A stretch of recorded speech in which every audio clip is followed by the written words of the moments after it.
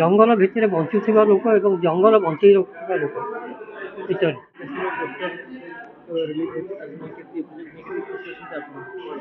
ଏଇଟା ଗୋଟେ ପ୍ରୋଜେକ୍ଟ ଆରମ୍ଭ ହେଲେ ତ ସମସ୍ତେ ଖୁସି ରୁହନ୍ତି। ପୋଷ୍ଟର ରିଲିଜ୍ ହେବାଟା ଗୋଟେ ପ୍ରଥମ ପର୍ଯ୍ୟାୟ। ଏହାପରେ ପର୍ଯ୍ୟାୟକ୍ରମେ ଯେମିତି ଆମର ଚଳଚ୍ଚିତ୍ରକୁ ପ୍ରମୋଟ୍ କରିବାର କଥା, ଦର୍ଶକଙ୍କ ପାଖରେ ପହଞ୍ଚିବାର କଥା, ସେ ମାଧ୍ୟମ ଗୁଡ଼ାକ ଆସ୍ତେ ଆସ୍ତେ ଆପଣେଇବେ। ଆଜି ପ୍ରଥମ ପୋଷ୍ଟର ରିଲିଜ୍।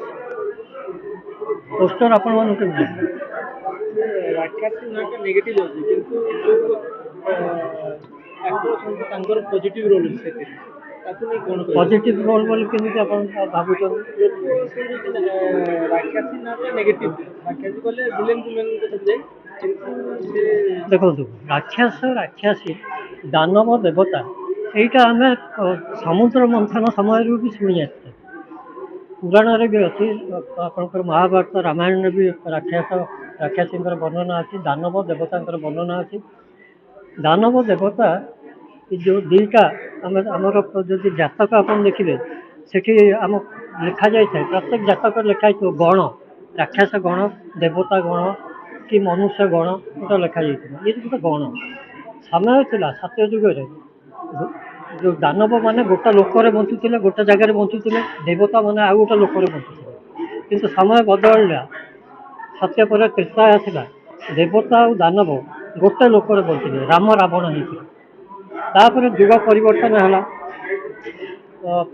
ଦ୍ୱାପର ଆସିଲା। ଦ୍ୱାପରରେ କୃଷ୍ଣ କଂସ ମାନେ ଗୋଟେ ପରିବାର ଭିତରେ ପଳେଇ ଆସିଲେ ଦେବତା ଆଉ ଦାନବ। କୃଷ୍ଣ କଂସ ହେଇ ପାଣ୍ଡବ କୌରବ ହେଇ ପୁଣି ଯୁଗ ପରିବର୍ତ୍ତନ ହେଲା, କଳିଯୁଗ ଆସିଲା। ସେଇ ଦାନବ ଦେବତା ଏବେ ଗୋଟେ ମଣିଷ ଭିତରେ ବସୁଛନ୍ତି। କେଉଁ ଭଳିଆ ପାରିପାର୍ଶ୍ୱିକ ପରିସ୍ଥିତି ପରିବେଶ ଗୋଟେ ମଣିଷ ଭିତରେ ଥିବା ଦେବତ୍ୱକୁ ବଢ଼େଇ ପାରୁଛି କି ଦାନବତ୍ୱକୁ ବଢ଼େଇ ପାରୁଛି, ଏଇଟା ହେଉଛି ମୂଳ ୟାର ଗୋଟେ ପୃଷ୍ଠଭୂମି ଏ କାହାଣୀ।